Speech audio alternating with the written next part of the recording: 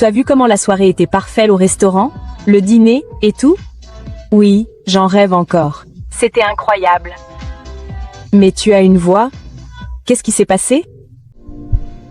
Dès que tu es parti, j'ai vu mes pneus et les tétés troulent. Oh non! Sérieux? Sur ta nouvelle voiture? Qui sait? Les gens sont parfois jaloux, tu sais. Ton bonheur, ton luxe. Ça peut énerver certaines personnes. Jalouse? De quoi? De mon mari qui dort et de mes bijoux? C'est ridicule. Mais bon, j'ai dû appeler une dépageur. Et mon mari n'était pas ravi, tu penses bien. Ah, le pauvre. Mais bon, au moins tu as de l'or pour te consoler. Et la dépageur, elle a coûté cher? Bon, laisse tomber, demain tu viens à la maison, je t'attends. Gracie, il faut qu'on parle de ce qui s'est passé hier soir. Eh bien oui, Pete. Et alors soir? J'aimerais te donner un conseil si tu me permets. Fais attention à la façon dont tu ébruites tout ça. N'expose pas ta richesse comme ça devant tout le monde. Moi, je n'étale pas ma richesse. Je suis reconnaissante pour ce que nous avons. C'est positif? Gracie, la Bible parle d'humilité. De se cacher pour ne pas être vu. Et ce n'est pas seulement pour nous. L'exposition de notre richesse, c'est comme un venin. Ça empoisonne les autres. Et ça finit par t'empoisonner toi, si tu la valeurs par ça. L'humilité est une protection, pas une faiblesse. Non, je ne suis pas d'accord. Moi, je crois en Dieu et si je réussis dans ma vie, j'aimerais témoigner de ce que Dieu fait pour moi à toute personne. C'est ma fille David. Et je pense qu'il n'y a pas de mal à le partager. C'est un témoignage, non? Montrer qu'avec du travail et de la foi, on peut réussir? C'est positif. Un termouillage? Vraiment? Je pense que c'est surtout un témoignage d'orgueil. Et face à ce qui t'est arrivé hier soir, ça va paraître déplacé. Déplacé?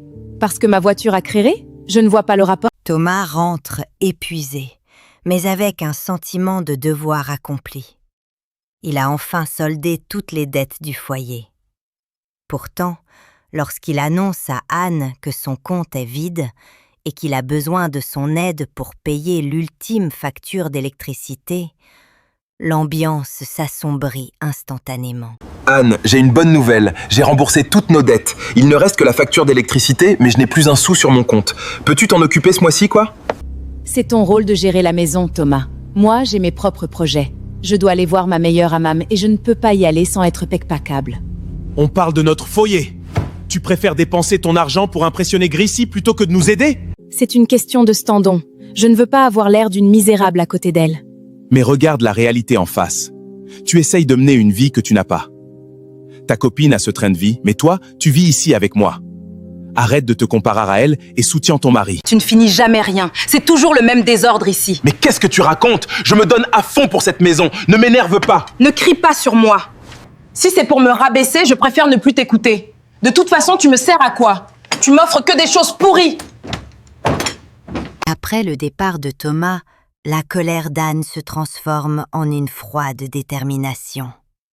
Elle ne supporte plus cette vie de privation et les disputes pour des factures. En regardant sa maison modeste, elle prend une décision radicale. Puisqu'elle ne peut pas obtenir le luxe avec son mari, elle décide de changer de stratégie. Elle a désormais un plan précis en tête: séduire le mari de sa meilleure amie. Pour elle, c'est le seul moyen d'accéder enfin à la richesse et au standing qu'elle envie tant. Prête à tout, elle oublie la loyauté et l'amitié. Elle ne veut plus seulement rêver de la vie des autres, elle veut prendre la place de sa copine, coûte que coûte. Gracie, ma meilleure amie. Pourquoi elle? Pourquoi ce luxe, ces voitures, ce salon immense? Elle ne le mérite pas plus que moi. Elle a juste eu la chance de rencontrer son riche mari. Il a tout ce qu'il me faut. La stabilité, le pouvoir, l'argent. J'ai celle qui prend sa place sur ce canapé en cuir dans ce salon luxueux. Je veux son mari. Un après-midi, Anne décida de se rendre au bureau de Pete, le mari de sa meilleure amie. Elle avait pris soin d'apporter des croissants chauds, connaissant parfaitement ses goûts grâce aux confidences de sa meilleure amie qui lui racontait tout. Une fois sur place, elle se présenta à l'accueil et expliqua à la secrétaire qu'elle souhaitait voir Pete, en prétendant être un membre de sa famille. Sans se douter de rien, Pete la reçut immédiatement dans son bureau. Il ne se méfiait pas d'elle, sachant qu'elle était la meilleure amie de sa compagne. Merci d'être passé. Et merci pour les croissants, c'est une attention inattendue pour un rendez-vous d'affaires. Je me suis dit qu'une longue discussion serait plus agréable autour d'une douceur. On travaille tellement mieux quand on est détente, tu ne penses pas? Sans doute, Mais j'avoue que je m'attendais pas à te voir ici aujourd'hui. Ma femme m'a dit que vous aviez prévu de vous voir plus tard. Oh, tu sais comment est ta meilleure amie. Elle est toujours débordée. Alors je me suis dit que j'allais plutôt venir te voir toi.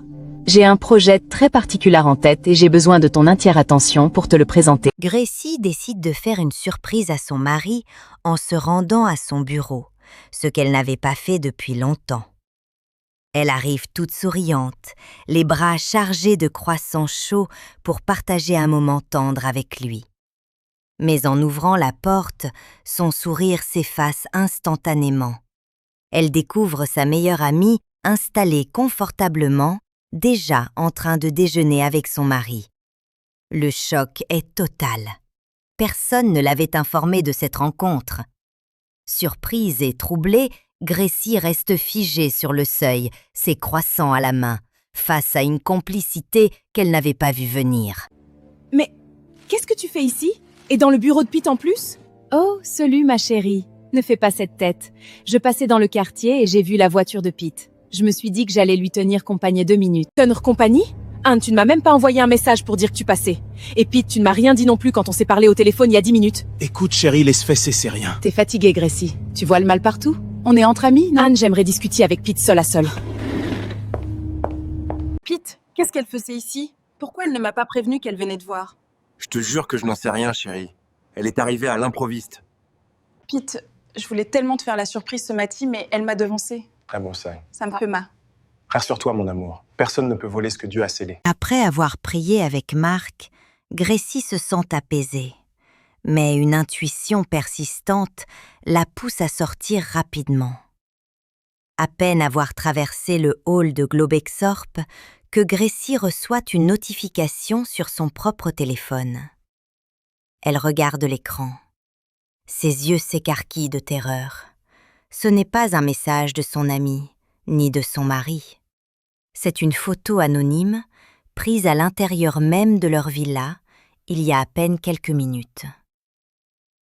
Le témoignage de Gracie avait attiré l'admiration de milliers de personnes, mais il avait aussi guidé quelqu'un jusqu'à l'intimité de sa chambre. Qui est dans ma maison? Fin de l'épisode. À suivre. Ou que feriez-vous à sa place? Partie 3, bientôt, sur ma chaîne. N'oubliez pas de liker, commenter et de vous abonner pour les prochaines histoires.